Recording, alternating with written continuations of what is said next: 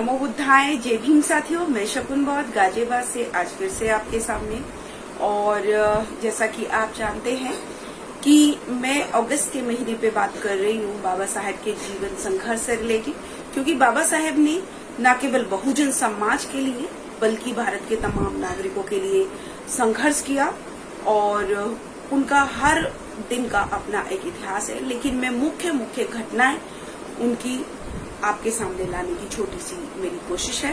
तो यदि आपको ये जानकारी सही लगे तो आप इस वीडियो को आखिर तक देखें और इसको शेयर भी करें, ऐसी उम्मीद मैं आप लोगों से करती हूँ।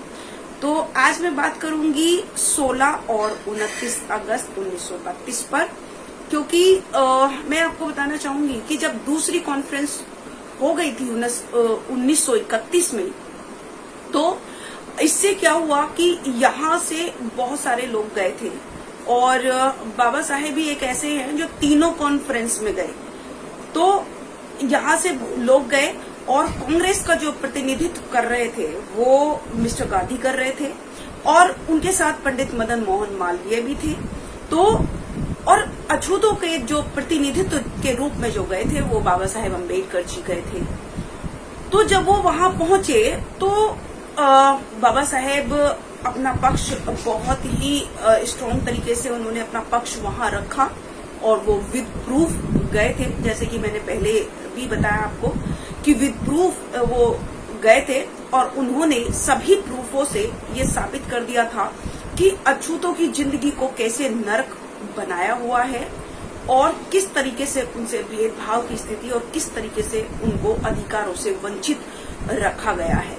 ये बाबा साहब ने प्रूव किया। लेकिन गांधी कहते हैं कि मैं तो भारत के तमाम नागरिकों का प्रतिनिधित्व बनकर आया हूँ, मैं ही सबका प्रतिनिधित्व करता हूँ, ऐसा गांधी जी प्रूव करने में लगे हुए थे। लेकिन ना पंडित मदन मोहन मालवीय साबित कर पाए और ना ही गांधी कोई चीज साबित कर पाए, क्योंकि बाबा साहेब अम्बेडकर जी ने एक एक चीज का प्रूफ उनके सामने दिया था। और जब ये बोल रहे थे कि ये सभी का यानी कि अछूतों का प्रतिनिधित्व ये है, तो भारत से बहुत सारे लेटर जो है इंग्लैंड पहुंचे और जिसमें लिखा था कि बाबा साहेब अम्बेडकर ही हमारे प्रतिनिधित्व के रूप में आपके यहाँ पर आए हुए हैं और वो ही हमारे मसीहा हैं। तो इस बात से पूरा प्रूफ हो चुका था कि बाबा साहेब अम्बेडकर जी ही दलितों के या अछूतों के या SC ST OBC समाज के प्रतिनिधित्व के रूप में वहां गए हैं। तो काफी बहस चलने के बाद, काफी चीजों को होने के बाद गांधी कोई चीज को प्रूफ नहीं कर पाए और बाबा साहेब की बात जो है बाबा साहेब ने विद प्रूफ अपनी बात को सिद्ध कर दिया। लेकिन वहां कोई रिजल्ट उस वक्त नहीं निकला और जब कोई रिजल्ट नहीं निकला तो इन लोगों को सबको खाली हाथ लौटना पड़ा और गांधी भी खाली हाथ ही वहां से लौटकर आ गए। जब खाली हाथ लौटकर आ गए तो 16 अगस्त दूसरी कॉन्फ्रेंस के नतीजा हम इसको कह सकते हैं, क्योंकि जो कॉन्फ्रेंस थी वो राजा जो वहां का था इंग्लैंड का जॉर्ज पंचम और राम से मैकडोनल्ड की अध्यक्षता में ये कॉन्फ्रेंस हो रही थी। तो राम से मैकडोनल्ड ने क्योंकि वो भारत के जो लोगों को बहुत मतलब उसको लगता था कि मैं इनका दोस्त हूँ, इस तरीके से वो समझता था और वो चाहता था कि सबको बराबर का अधिकार मिले। इसलिए उसने एक कम्युनल अवार्ड की घोषणा कर दी 16 अगस्त 1932 को। 16 अगस्त 1932 को जब घोषणा कर दी और 29 अगस्त 1932 में ये कम्युनल अवार्ड या पुरस्कार मिला। और इसमें था क्या? इसमें था क्योंकि ये बाबा साहेब की बहुत बड़ी जीत थी। उनको लग रहा था कि मेरा जो संघर्ष है, जो मैंने मेहनत की है और उनके साथ जो बहुत सारे लोग और भी थे, तो वो सब लोगों की एक जीत के रूप में ये कम्युनल अवार्ड था।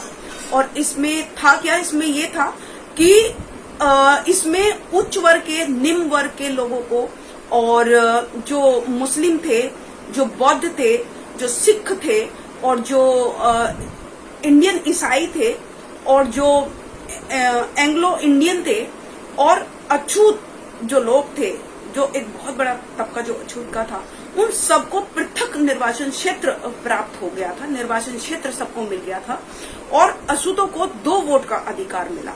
2 वोट का अधिकार यानी कि उसमें 78 सीट जो है इनको आरक्षित मिली। उसमें वो ये था कि हमारे लोग 1 वोट तो उनको देंगे जो हमारे अपने समाज से खड़ा होगा और जो दूसरे समाज से जो खड़ा होगा 1 वोट उसको भी देकर चुनेंगे, यानी कि हमारे लोग हमारे लोगों को भी चुनेंगे और दूसरे लोगों को भी चुनेंगे। ये कम्युनल अवार्ड के रूप में था और इसके साथ और भी बहुत सारे शिक्षा का और सार्वजनिक सड़कों पर और भी बहुत सारे इसके साथ अधिकार मिले, लेकिन सबसे बड़ा जो अधिकार था वो 2 वोट का अधिकार इसमें मिला। और जब 2 वोट का अधिकार मिल गया तो इससे सभी तिलमिला गए और सबसे ज्यादा गांधी तिलमिला गया कि ऐसा नहीं हो सकता। और इनके बस इन्होंने यही एक इनकी कहावत है कि वही कहावत इन्होंने बोलना शुरू किया और उसी के तहत इन्होंने काम करना भी शुरू किया कि एक कहावत है इनकी कि रामचंद्र के गए सिया से ऐसा कलयुग आएगा और हंस चुगेगा दाना और कौवा मोती खाएगा। तो इन कौवों को मतलब इस कहावत के रूप में कि हम इनको मोती खाने नहीं देंगे और इसीलिए इन्होंने बड़ा कड़ा विरोध इसका किया और विरोध भी ऐसा किया कि यहाँ तक कि वो यरवदा जेल में ही गांधी मरणो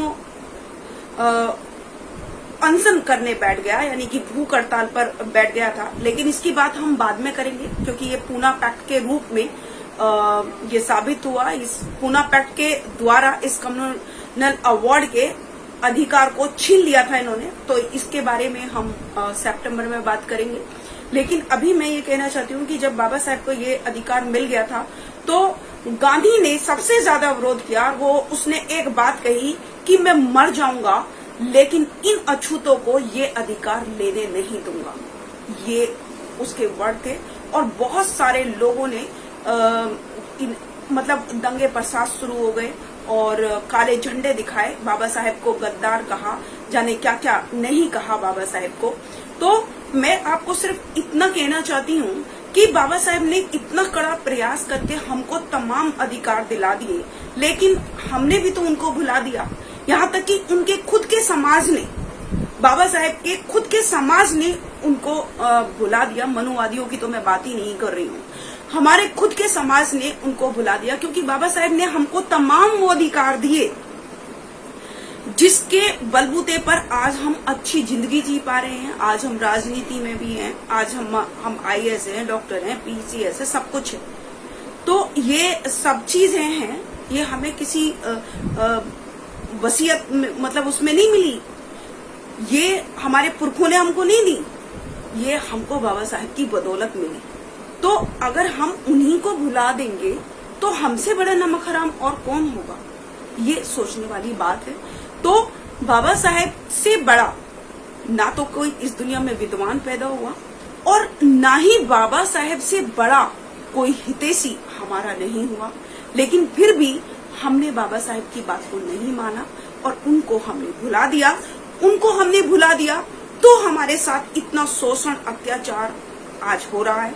और आज देख लीजिए कि आज संविधान में जबकि संपूर्ण अधिकार हमको मिल गए, तमाम वो अधिकार मिल गए जिनसे हमको वंचित रखा गया था, लेकिन आज भी लोग गुलाम हैं, आज भी लोग मानसिक रूप से गुलाम है। उन्होंने शारीरिक गुलामी तो छूट गई उनकी, लेकिन मानसिक गुलामी आज तक नहीं छूट रही। इसीलिए तरह तरह के ईश्वरों में विश्वास करते हैं, तरह तरह के अंधविश्वास पाखंडवाद में उलझे हुए हैं और न केवल अपने जीवन को, अपने घर के भविष्य को खराब कर रहे हैं, बल्कि समाज के और देश के भविष्य को भी खराब कर रहे हैं।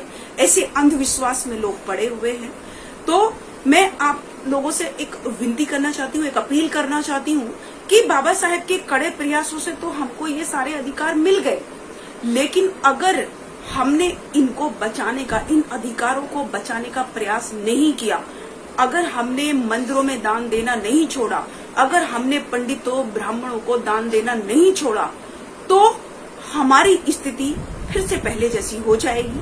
तो अगर हम चाहते हैं कि हम ही राज करें, हमारा शासन हो, हमारा प्रशासन हो, तो सबसे पहले पंडितों को मान दान सम्मान देना छोड़ दीजिए और मंदिरों में दान देना छोड़ दीजिए। अंधविश्वास से बाहर निकल जाइए, पाखंडवाद से बाहर निकल जाइए और सिर्फ एजुकेशन पे ध्यान दीजिए, और वो भी शिक्षित बनने के लिए। क्योंकि अगर महापुरुषों की विचारधारा से हमने अपने आप को या अपने बच्चों को नहीं तराशा, तो जीवन हमारा बनेगा तमाशा, जैसा कि आज हमारा जीवन तमाशा बन रहा है। तो अगर आप चाहते हैं कि हमारे बच्चों का जीवन तमाशा ना बने, हमारे बच्चों को वो गुलामी ना झेलनी पड़े, तो हमको आज से ही बाबा साहेब के बताए हुए रास्ते पर चलना पड़ेगा। हमको अंधविश्वास पाखंडवाद को छोड़ना पड़ेगा और हमको अपने समाज की टांग खींचने के बजाय उसके हाथ को पकड़कर खींचना है। क्योंकि देखिए, जो ऊपर उठाता है वो खुद भी ऊपर उठता है, और जो नीचे दबाता है तो वो उसके साथ खुद भी नीचे दबता है। तो आप डिसाइड कर लीजिए कि आपको ऊपर उठना है कि आपको नीचे जाना है। तो इसी के साथ मैं अपनी वाणी को विराम दूंगी। आप सभी को मेरा गर्व से नमो बुद्धाय। जय भीम, जय भारत, जय संविधान।